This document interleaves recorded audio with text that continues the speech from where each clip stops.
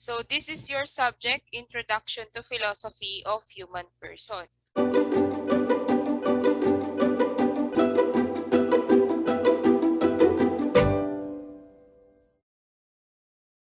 Our lesson for today is about meaningful life. Ano ba ang isang meaningful life? Paano mo masasabing ang buhay mo ngayon is a meaningful one? Okay? Ano ba ang mga nararanasan natin sa buhay natin? At paano mo isasabuhay ang buhay na binigay sa'yo dahil minsan ka lang naman mabubuhay. Sabi nga nila, di ba?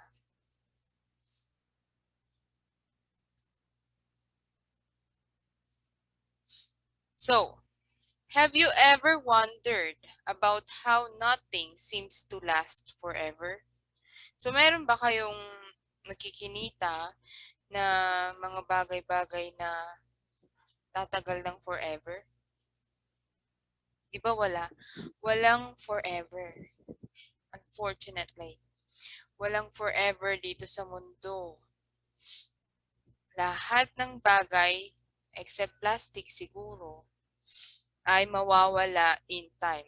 We have our own expiration date, di ba?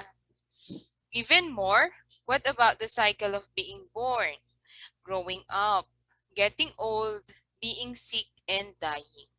So as a human person, there is this specific date na mag-e-expire ka as a human person, di ba? Lahat tayo ngayon na humihinga ngayong second na to, meron tayong designated na oras to end ng buhay natin. So lahat tayo ay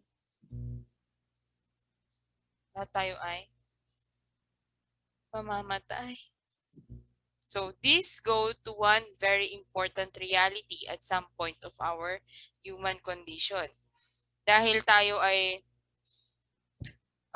ang ating cells sa ating katawan ay tumatanda, namamatay,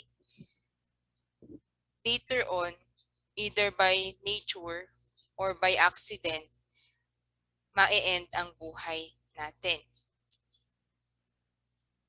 So we are all destined to die. Or is it destined? Lahat tayo ay parang nakasakay sa bicycle. And yung patutunguhan natin kahit saan tayo magpunta, kahit ikaw ngayon, nasa Pilipinas ka, 10 years from now, lumipat ka sa Canada. Kahit lumipat ka sa Canada, hindi mo may iwasan ang kamatayan, sabi nga nila. Kahit saan ka magpunta, there will be one time, that day, that specific hour, na mawawalan ka ng hininga. So lahat tayo ay mamamatay. And because we have an expiration date, merong end ang ating buhay, paano ka magkakaroon ng isang meaningful life? So as a student right now, nasa around 16 to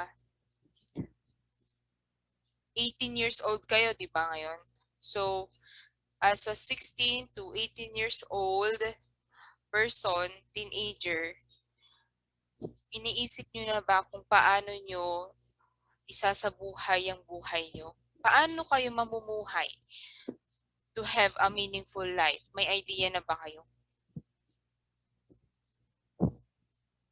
So, realizing positive life goals. So, dahil meron lang tayong isang buhay, paano mo ba yun gagawing meaningful? Meron ka, anong tawag dun? Meron siyang essence. May pakinabang na buhay. May meaning na buhay.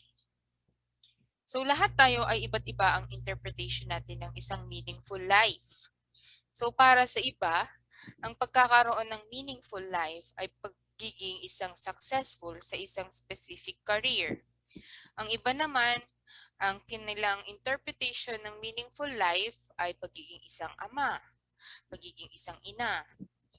Meron din naman sa iba ang meaningful life para sa kanila ay ang pagkakaroon ng madaming mga ari-arian, bahay, kotse, pera, and many more. So, lahat tayo ay iba-iba ang ating interpretation ng meaningful life. But, we all have this called happiness. So, lahat ng tao, mahirap man o mayaman, mataba or payat, matanda or bata, lahat tayo ay may interpretation ng happiness. So, kabilang ang happiness sa buhay natin. Hindi naman pwedeng palagi tayong malungkot. So, merong moments sa buhay natin or madaming moments na nararanasan natin ang happiness. So, para sa inyo, ano ba ang happiness ninyo? So, ang happiness ay may tatlong uri. The first one is the noble or the noble good. This is one which is pursued for its own sake. It is good in itself. So, this kind of happiness is good in itself. Mabuti siya. And this is the happiness that lasts forever or lasts for a very long time. So, kapag naramdaman mo to, yung happiness, yung saya mo is nananatili. Ganon. So, ano ba ang example ng noble good? So, love and friends. Because love and friends are naturally good sa feeling, di ba? So, kapag nagmamahal ka, halimbawa na lang, so your love for your parents is naturally good sa pakiramdam, di ba? Dahil mahal mo sila, when you see them happy, it gives you happiness. Ganon, di ba? Pag nakikita mo silang masaya, proud sa'yo, so that love towards them, kapag masaya sila para sa'yo, or they do things to you in a good way, happiness, may happiness kang nararamdaman. Ganon din sa friendship, di ba? Meron mang part of the friendship na medyo bad side, di ba? Minsan, hindi kayo goods. Pero, generally, your friends gives you happiness. Di ba? Minsan na aasar ka man, pero most of the time, natutuwa ka sa mga totoo mong kaibigan. Kasi naiinis lang naman tayo sa mga fake friends. Di ba? So, ito yung one of the sources of happiness natin. Yung sa feelings. Okay? Isa ding happiness sa love is yung romantic love. Diba? So, iba sa feeling ang romantic love. Yung kinikilig ka, syempre, gano'n. Then, pero kapag tumagal na, yung happiness is subtle na lang, parang contentment, gano'n. So, bata pa kayo para dyan, para sa amin yon. Next one is the useful good. So, ito naman is considered good as long as it serves as a means to an end. Its goodness is found only from what it can provide. So, the very good example of useful good is money, di ba? Kapag ang isang pirasong papel ay hindi siya isang pera which provides a lot of things, hindi mo papahalagahan or that specific piece of paper doesn't matter to you, di ba? Itabi mo ang notebook mo sa isang 20, di ba? Iba ang feeling mo sa 20. It gives you happiness, di ba? Unlike sa piece of paper, ordinary, okay lang. Because money gives you more. It serves to an end. Meaning, napapakinabangan mo siya. Kapag mas madami kang pera or meron kang pera, nabibili mo yung iba't ibang gusto mong bilhin. Dahil nabibili mo yung material things na gusto mo, nagiging masaya ka, di ba? So, Kapag napipili mo yung gusto mo, it gives you happiness. Kapag nakakain mo yung gusto mong kainin, it gives you happiness. So, yung mga acquired things, mga nabibili, because of money, it gives you happiness. So, those are the useful good, the money. Okay? Pero, here, the happiness is sometimes temporary. Halimbawa, medyo depressed ka ngayon dahil patong-patong na yung activities mo, sunod-sunod pa yung pa-deadline ni Ma'am Jen. Bumili ka ng milk tea. So, may pera doon, di ba? You bought milk tea through your money. Nung naubos mo na yung milk tea, masaya ka, syempre. Milk tea favorite mo, cheesecake, gano'n. Nung naubos mo na, naalala mo na naman yung pinapagawa nilang pagkarami-rami, syempre. So, bumalik na naman yung loneliness mo. So, yung happiness sa useful good is temporary lang. No? Unlike sa noble good na nag-i-stay siya sa puso. Ganon. Or, mas mahaba yung nararamdaman mong happiness sa friendship and sa love. Next one is the pleasurable good. Provides some form of pleasure, though it doesn't have to be physical. So, ang useful good and the pleasurable good is pareho lang. But, in pleasurable good, it is by experience. Sa useful good, mga material things. Napapasaya ka ng material things. Sa pleasurable good naman, it is yung activity. Napapasaya ka ng activity. Just like traveling, di ba? So, walang byproduct yun eh. Walang material things ang traveling. It is an experience. So, kapag na-experience mo ang bagay na yun, napapasaya ka. Ikaw ba naman mag-travel sa Japan? Ganon, di ba? Hindi ka ba naman matutuwa? Kaya sa ibang parte ng mundo. O kaya kahit sa malapit lang, dyan sa favorite mong park. Ganon. Tapos, na-appreciate mo yun. Yung activity, it makes or it provides happiness in you. So the difference between useful good is the material things. The pleasurable goods are the activities or the experiences. Okay? So sa buhay, hindi lang puro happiness. Di ba? Meron ding suffering. So hindi naman araw-araw masaya ka. May saltik ka na nun. Medyo nababaliw ka na. Kasi ang buhay is a yin and yang. May good and bad. May happiness, may loneliness. May happiness and suffering. So sa buhay natin, hindi magiging meaningful ang buhay natin kung hindi tayo maghihirap. So ano ba ang mga iba't ibang suffering? So the first one is the physical suffering. Ito yung associated sa body natin. Physical sensations such as discomfort, hunger, distress, homelessness, and pain from an injury, disease, or even lack of basic needs. So, kapag ang suffering or paghihirap ay associated sa physical suffering. Nagugutom ka, physical yon. May stress ka dahil traffic. Physical ba yun? Yeah, physical yon. Homelessness, kasi basic need yun, wala kang bahay. Physical yun. Kapag na-aksidente ka, nagkaroon ka ng sakit, kapag hindi na-meet yung basic need mo, pagkain, damit, bahay, those are physical sufferings.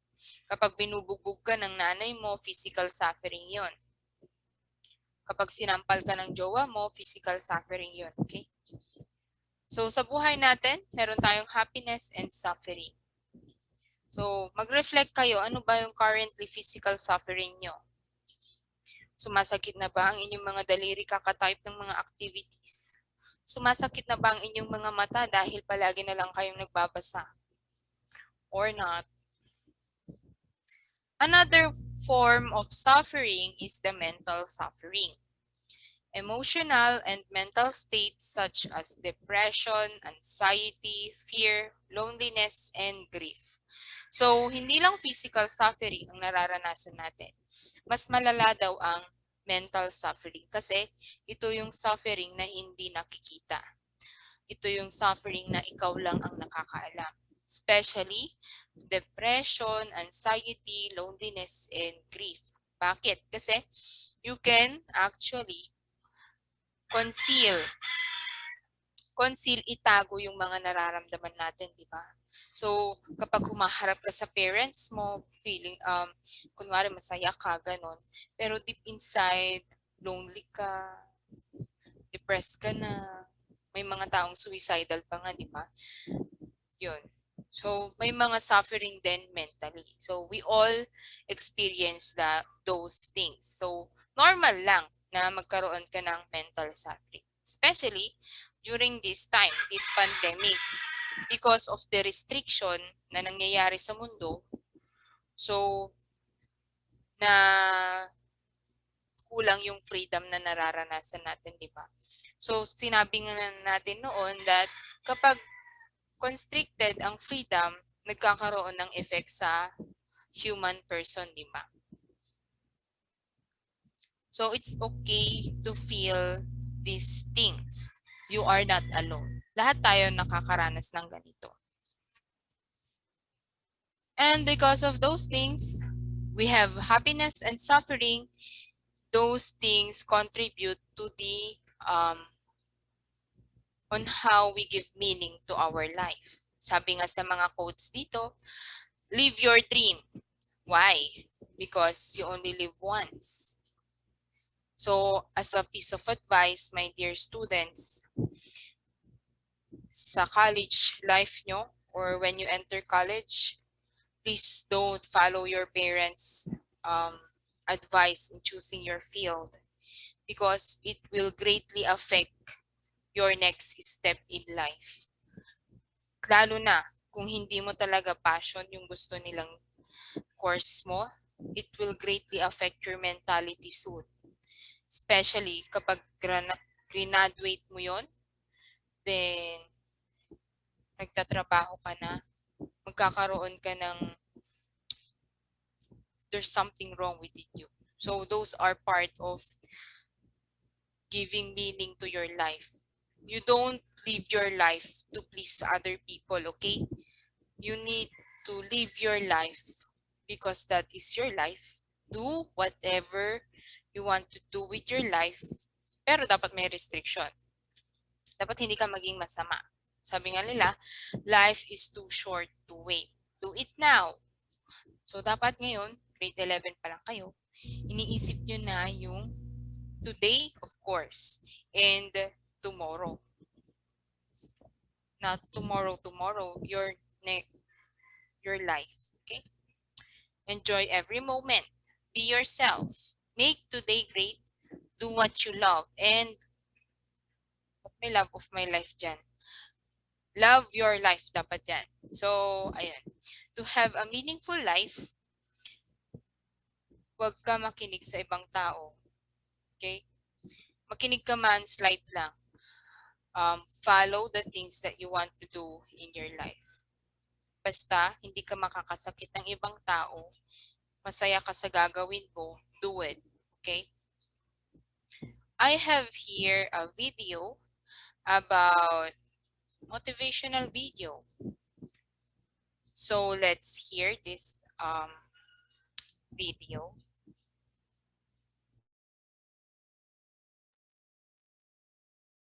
Please lend your ears.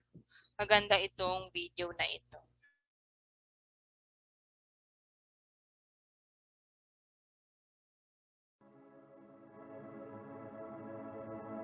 There is nothing you cannot be, there's nothing you cannot do, there's nothing you cannot have.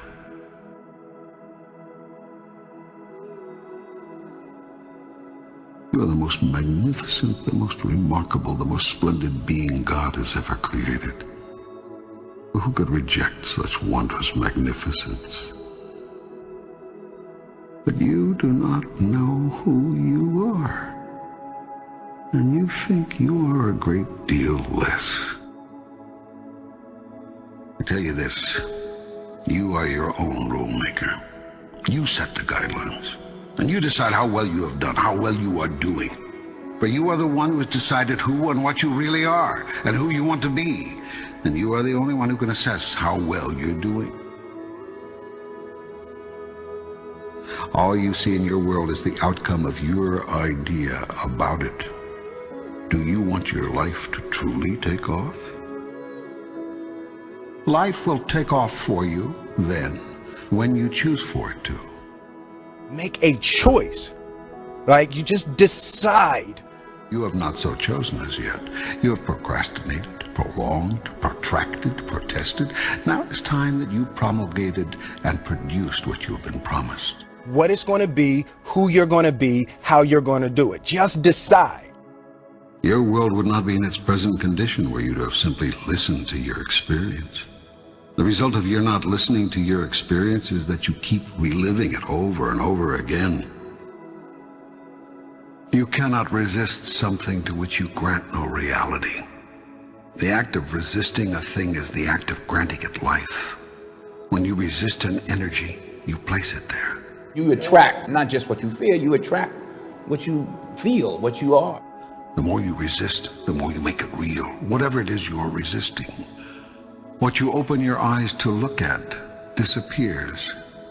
That is, it ceases to hold its illusory form.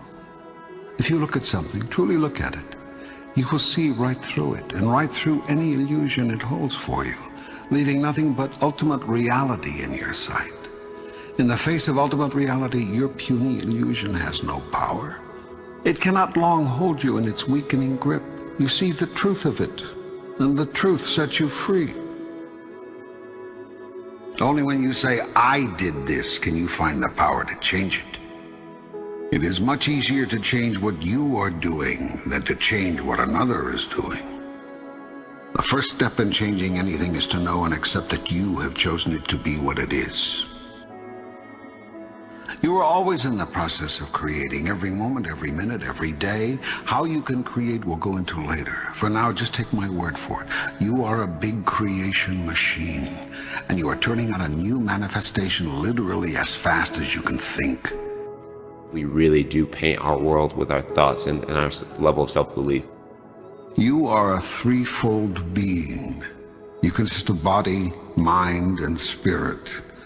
You could also call these the physical, the non-physical, and the metaphysical. The process of creation starts with thought, an idea, conception, visualization. If you see it in your mind, you can hold it in your hand. Everything you see was once someone's idea. Nothing exists in your world that did not first exist as pure thought.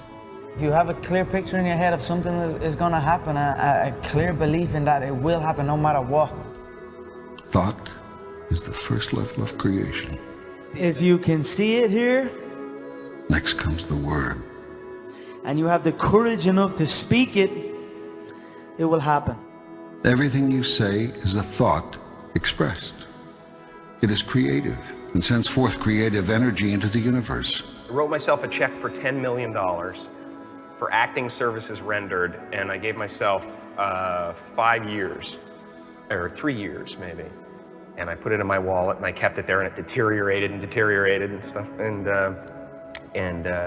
But then, just before Thanksgiving 1995, I found out that I was going to make $10 million on Dumb and Dumber. Next comes action. Actions are words moving. Words are thoughts expressed. Thoughts are ideas formed. Visualization works if you work hard. Yeah. Well, yeah, that's the thing. You can't just visualize and then, go eat a sandwich. Go first to your highest thought about yourself. Imagine the you that you would be if you lived that thought every day. Imagine what you would think, do, and say, and how you would respond to what others do and say. Every second of every day I was daydreaming. Put the new car up on your mirror. Put the weight you want to be on the refrigerator. If you could see it in your mind, you could hold it in your hand. So, Do you want your life to take off? Begin at once to imagine it the way you want it to be, and move into that. Check every thought, word, and action that does not fall into harmony with that. Move away from those. When you have a thought that is not in alignment with your higher vision, change to a new thought then and there. When you say a thing that is out of alignment with your grandest idea, make a note not to say something like that again. When you do a thing that is misaligned with your best intention, decide to make that the last time. And make it right with whomever was involved if you can. I stayed true to my dreams, and by doing that, eventually they came true. This will require tremendous mental and physical effort. It will entail constant, moment-to-moment monitoring of your every thought, word, and deed. It will involve continued choice-making, consciously. This whole process is a massive move to consciousness. What you will find out if you undertake this challenge is that you've spent half your life unconscious. That is to say, unaware on a conscious level of what you are choosing in the way of thoughts, words, and deeds until you experience the aftermath of them. Then when you experience these results, you deny that your thoughts, words, and deeds had anything to do with them. I want to remind you to continue to dream and dream big. What dream or vision do you want to turn into reality? There is nothing you cannot be, there's nothing you cannot do, there's nothing you cannot have.